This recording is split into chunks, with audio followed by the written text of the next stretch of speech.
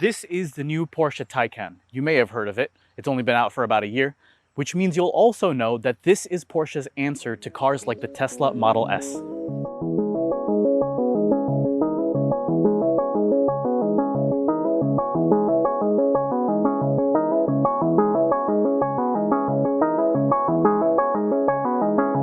And you thought electric steering was bad. This is Porsche's flagship all-electric vehicle, this being the Turbo S model, producing 750 horsepower, 774 pound-feet of torque, and a 0 to 60 time of 2.6 seconds. But unlike other cars, the updates year on year are a bit different.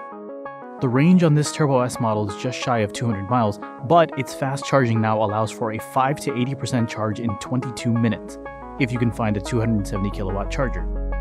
It also uses plain old plug charging and will even detect how much residual energy the solar panels of your house collect and use only what doesn't interfere with powering your home.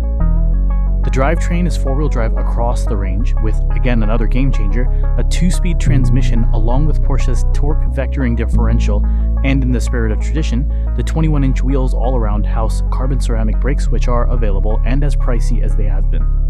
A rear drive option should be arriving in the next year, bringing the EV game to the purist market ever more quickly.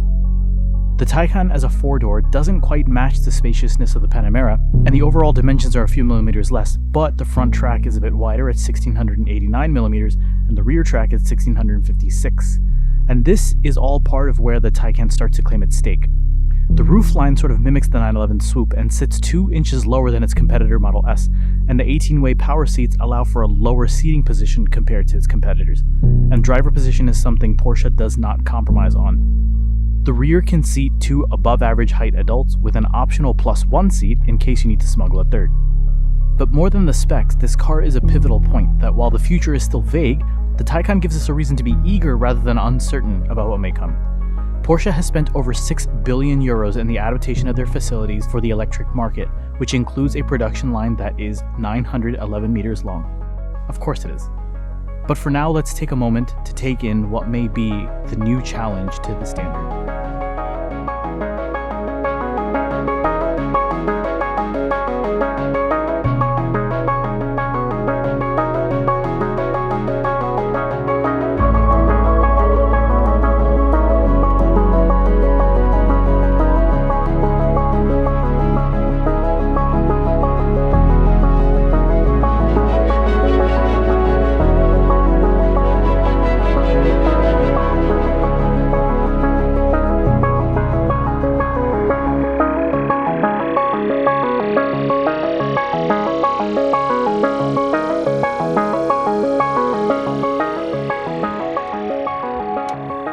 So we're inside the car. I'm here with Mike Laskowski from Porsche Princeton. And what do we think? Let's start with the seating position. The seating position's perfect. It's just like a 911.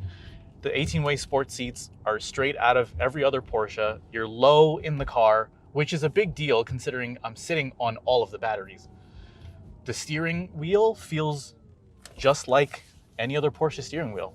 The front axle I feel I'm very connected to. There's a good amount of weight distributed across. It's not rear engine, so you actually feel somewhat of a mid-engine feel to it. And the front axle is extremely responsive. The throttle is like that. The 0 to 60 time is pretty much like a 911 Turbo S. So that part isn't what's so dramatic. What's nearly unsettling is how, just like a light switch, it's just on or off. There's no lag, there's no delay, there's no buildup of power like in a gas-powered engine. It just goes. It's pretty significant. But aside from that, the car handles beautifully. It's on air suspension, and I'm in normal mode right now. And it's ironing everything out. If I turn it into sport mode, it becomes a little bit stiffer. The throttle's a little bit more responsive. When I let off the throttle, the car just coasts. It doesn't have that regenerative drag braking. You can turn that option on and you can have that functioning. But if you turn it off, it feels just like a regular car. The only thing about this car that feels electric is the fact that it's so quiet. The interior is stunning. They've taken all of the best bits out of the 992 and sort of made them a little bit softer and more luxurious. The only thing I don't really think we need so much is all of the electric screens. I'm perfectly happy with having an analog interior in an electric car. I mean, it might even save on some of the battery. So that's it. Porsche has gone all in on electric propulsion.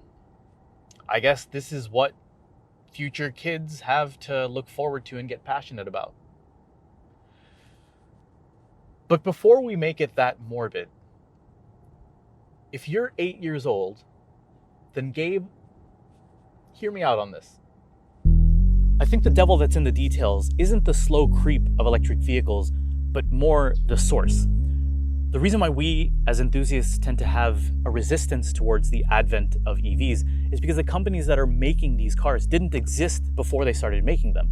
And it sort of feels like they're building these things with an aversion to the gas-powered engine. It feels like a car made by people who don't like cars. And the problem that comes with that is that the general market doesn't always buy what makes sense. We've seen it with SUVs, and that's why you have companies like Lamborghini now making them too. And so what ends up happening is the common car companies end up following suit with the EV trend and end up emulating the anti-cars. But with Porsche, what you end up having isn't Porsche making EVs, it's an EV made by Porsche. This is a company that's built itself on the driver's car since its inception. There's a reason why that gold emblem exists.